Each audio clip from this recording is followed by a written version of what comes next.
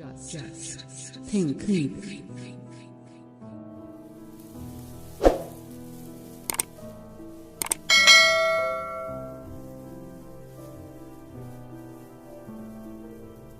एक तीसरी समस्या आत्मा, कर्म तथा पुनर्जन्म के सिद्धांत को लेकर है। भगवान बुद्ध ने आत्मा के अस्तित्व से इनकार किया, लेकिन साथ ही कहा जाता है कि उन्होंने कर्म तथा पुनर्जन्म के सिद्धांत का भी समर्थन किया है। प्रश्न पैदा हो सकता है, आत्मा ही नहीं तो कर्म कैसा? आत्मा ही नहीं तो पुनर्जन्म कैसा? ये सचमुच टेढ़े प्रश्न हैं। भगवान बुद्ध ने कर्म तथा पुनर्जन्म शब्दों का प्रयोग किन विशिष्ट अर्थों में किया है? क्या भगवान बुद्ध ने इन शब्दों का किन्हीं ऐसे विशिष्ट अर्थों में प्रयोग किया जो अर्थ उन अर्थों से सर्वथा भिन्न थे, जिन अर्थों में भगवान बुद्ध के समकालीन ब्राह्मण इन शब्दों का प्रयोग करते थे? यदि हाँ, तो वह अर्थभेद क्या था? अथवा उन्होंने उन्हीं अर्थों में इन शब्दों का प्रयोग किया जिन अर्थों में ब्राह्मण जन इनका प्रयोग करते थे? यदि हाँ, तो क्या आत्मा के अस्तित्व के अस्वीकार करने तथा कर्म और पुनर्जन्म के सिद्धांत को मान्य करने में भयानक असंगति नहीं है?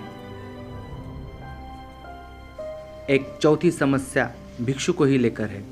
भगवान बुद्ध ने किस उद्देश्य से भिक्षु संघ की स्थापना की?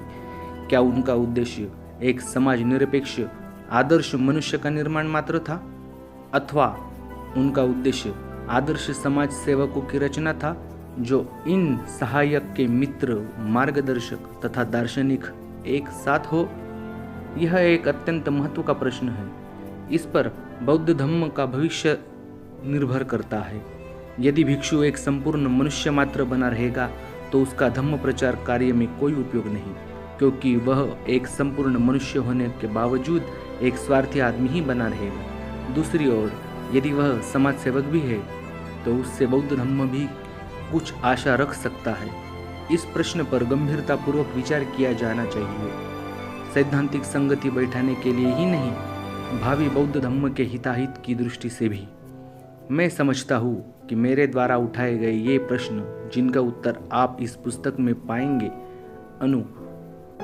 पाठकों को कुछ सोचने विचारने पर मजबूर करेंगे और वे भी यथासमय अपना मत जागरूकता से व्यक्त करेंगे ही। Thanks for watching video. Subscribe your own YouTube channel, Just Think, and press the bell icon for notifications.